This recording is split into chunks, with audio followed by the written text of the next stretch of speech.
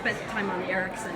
And what is it like for you to be working on a work that's a premiere work, that's written for the group, that's new to everyone? So I have a special love for working on new works, especially world premieres where there's no recording, there's no prior history that you can be swayed by.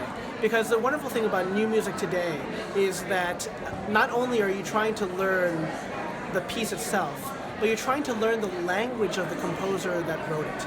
And so while Brahms and, let's say, Wagner were in the late Romantic era, but there are some, stylistic similarities, how Beethoven and Schubert have similarities, Mozart and Haydn have similarities, composers of certain eras all fit within a certain stylistic sheet. For composers today, each of them is not only trying to figure out what to say, but what their voice is, what their musical voice is, what their language is.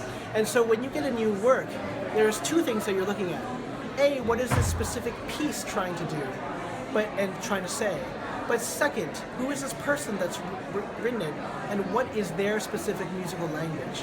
And so when we had this composer competition to find the person that we were going to commission for this world premiere, a lot of the time with the chorus was spent obviously talking about the piece and what the impetus behind the pieces were, but also delving a little bit more to the composers themselves and who we thought they were as people.